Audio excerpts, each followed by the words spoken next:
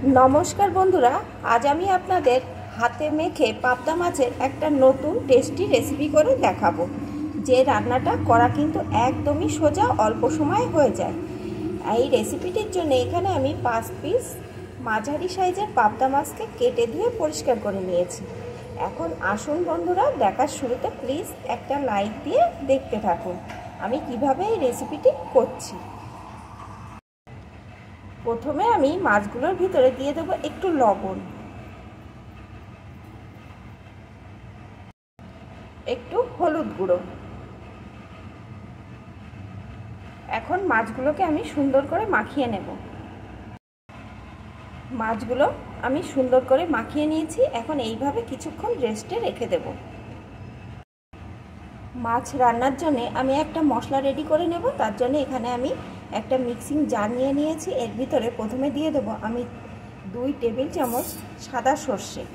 আমি এখানে সাদা সর্ষে ব্যবহার করছি বন্ধুরা, আপনারা চাইলে কিন্তু কালো সর্ষেও ব্যবহার করতে পারেন, আবার সাদা কালো দুটো মিশিয়েও এখানে ব্যবহার করতে পারেন। দিয়ে দেব 1 টেবিল চামচ পোস্ত। এখন এই শুকনো উপকরণগুলোকে প্রথমে আমি ঘুরিয়ে নেব। শুকনো উপকরণগুলো ঘুরিয়ে নিয়েছি। এখন এর ভিতরে দিয়ে দেবো আমি চা চামচের 2 চামচ মতন টক দই,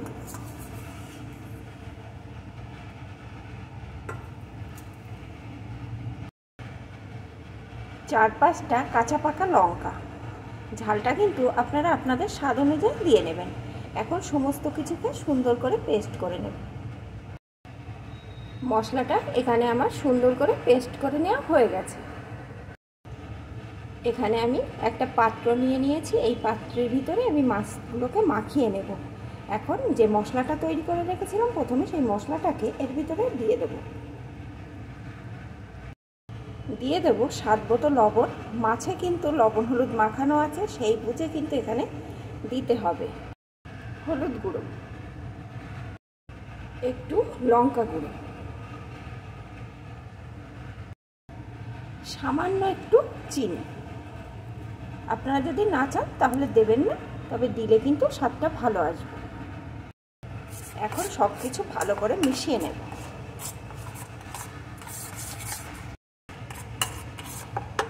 ভালো করে মিশিয়ে নিয়েছি। এখন লবণ হলুদ মাখানো মাছগুলোকে এর ভিতরে দিয়ে দেব। মাছগুলোর সাথে এখন মশলাটাকেও সুন্দর করে মাখিয়ে নেব। অফ ক্যামেরায় আমি হাতের সাহায্যে সুন্দর করে মশলার সাথে মাছগুলোকে মাখিয়ে নিয়েছি। রান্নার জন্যে গ্যাস ওভেনে একটা কড়া বসিয়ে আমি গরম করে নিয়েছি। এখন মাখানো মাছটাকে এর ভিতরে দিয়ে দেব।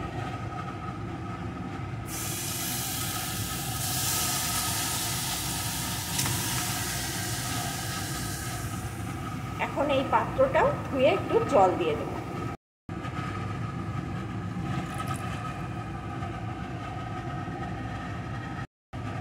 দিয়ে দেব সর্ষের তেল। বন্ধুরা, এখনো পর্যন্ত মাছে কিন্তু কোনো রকম তেল আমি দেইনি। এখন একটু বেশ খানিকটা সর্ষের তেল দিয়ে দিলাম। আর এই রান্নায় কিন্তু অবশ্যই আপনারা সর্ষের তেলই দেবেন, তাহলে কিন্তু রান্নার আসল স্বাদটা পাওয়া যাবে। এখন এর ভিতরে আমি 4টে চেরা কাঁচা লঙ্কা দিয়ে দেব। একটু মিশিয়ে নেব।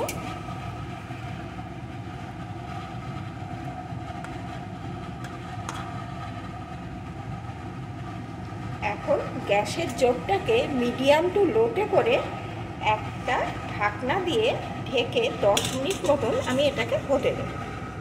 তাহলে বন্ধুরা 10 মিনিট পরে আমি ফিরে আসছি। 10 মিনিট পর আমি ঢাকনাটা খুলে নেব।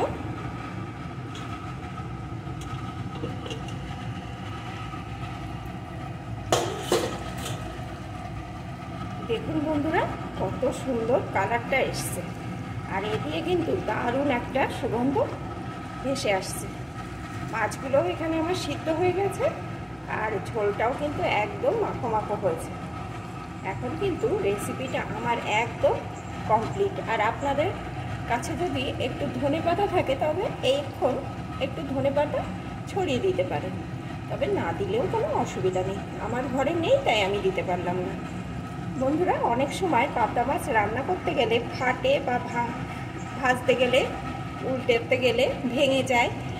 সেই সব ঝামেলা ছাড়াই হাতে মেখে খুব অল্প সময়ে এইভাবে যদি আপনারা একবার পাবদা মাছ খান, তাহলে কিন্তু এই রান্নাটাই বারবার করে খাবেন, আর সকলেই কিন্তু এই রান্নাটা খুবই পছন্দ করবে।